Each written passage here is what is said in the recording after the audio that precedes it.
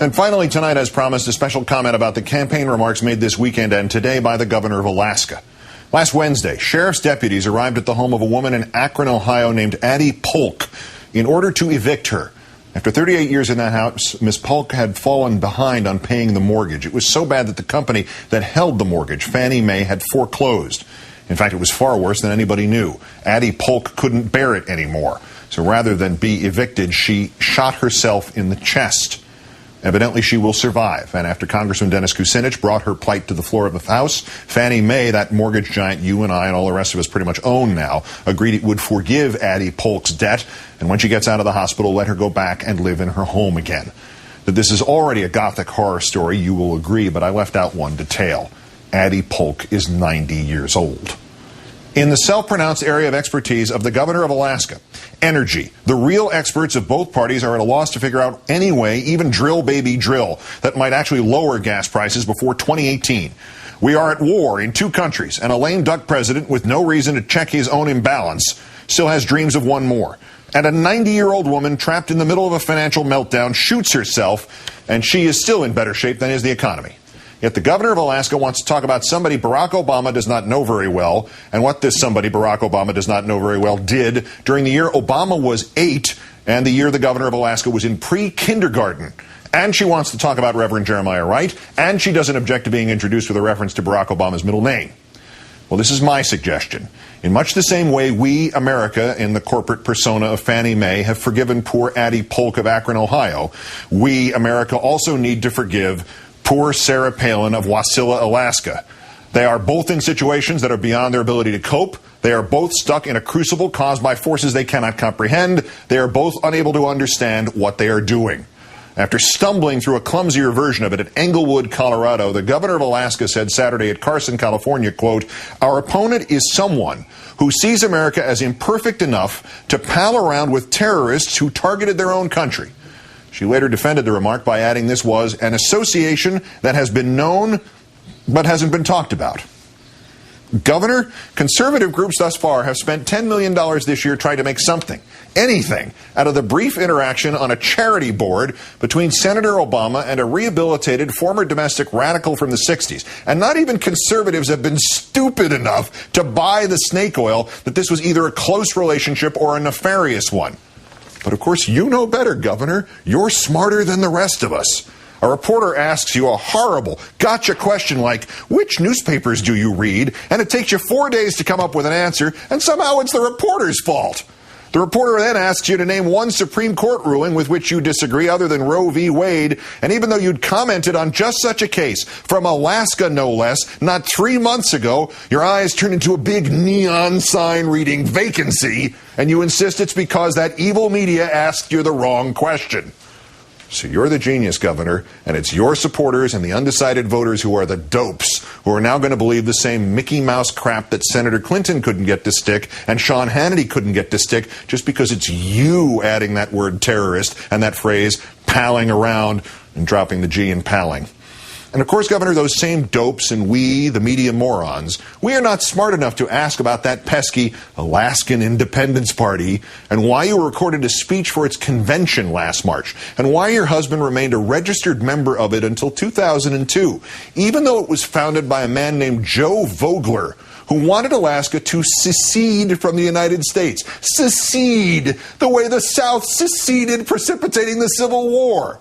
This is the same Joe Vogler who once said, "The fires of hell are frozen glaciers compared to my hatred for the American government, and I won't be buried under their damn flag." And who also said, "I'm an Alaskan, not an American. I've got no use for America or her damned institutions." Shoot, Governor, them strong words, huh? Did he wink as he said them? You betcha. So where does Joe Vogler rank on the scales of terrorists who would target their own country, Gov? Your opponent's guy, Ayers, wound up on a volunteer anti-poverty committee in Chicago. But your guy, Vogler, he wound up founding a group that wanted to rip one of the stars off the American flag. Okay, Governor, Vogler is more your husband's guy. So it's your husband who's been palling around with terrorists who would target their own country. But I'm assuming you've been palling around with your husband. But gee willikers, Governor, you know what's best here. You're not one of those Washington insiders who would notice that there's a straight line connecting you, your husband, and this Alaskan secessionist. You're standing under a banner with the campaign slogan, "Country First." And if somebody out there puts two and two together, they might just ask, which country do you mean? The country of Alaska? The heels are on, you said with another smile. The gloves are off. Well, if you're telling William Crystal you want to talk about Jeremiah Wright, for sure. So, Governor, you don't mind addressing whether this Pastor Muthi is a terrorist, do you? Well, we've told you before about Pastor Thomas Muthi.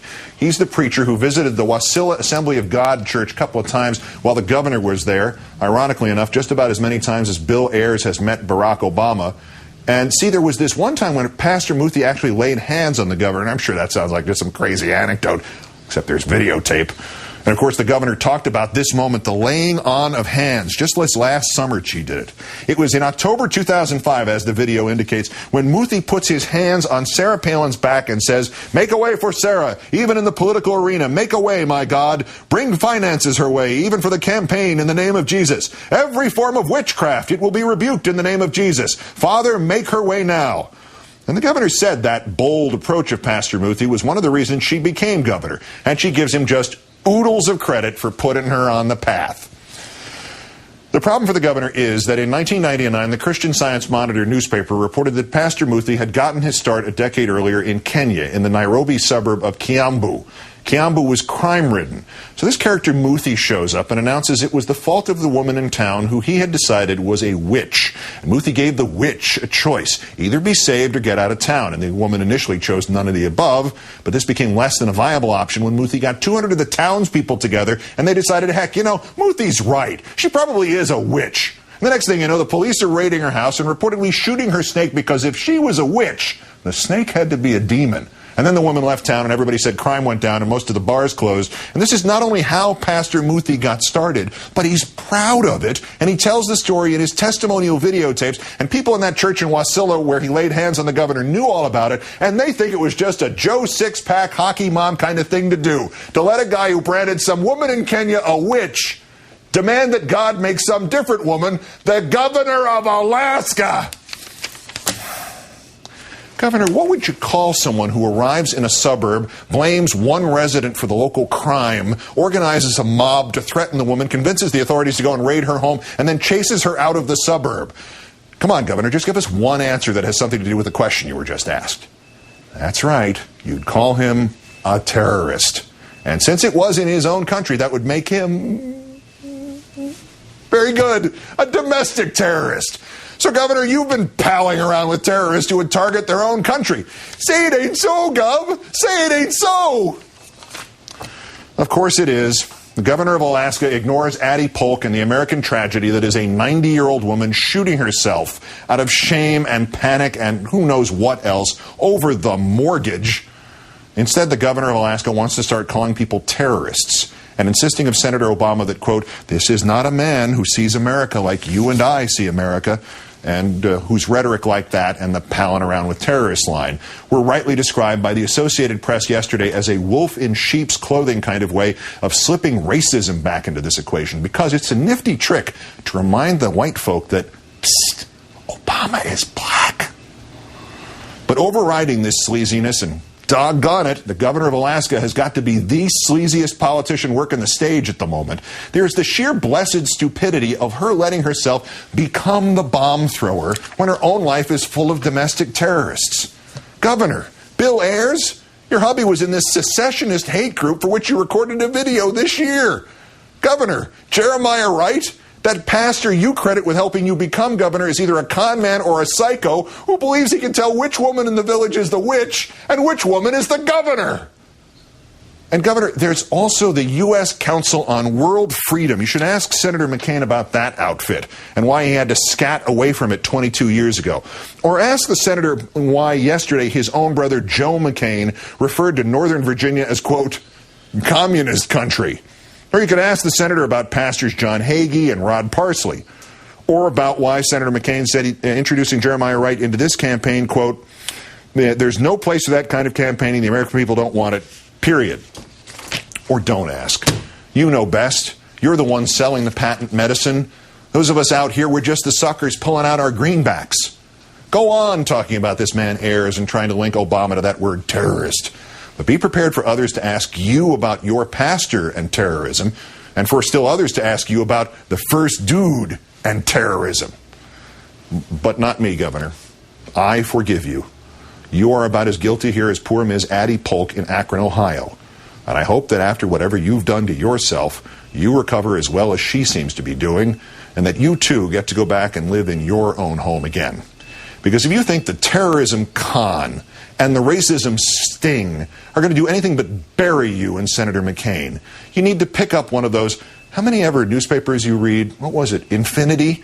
And check the headlines to find out what people are really worried about right now.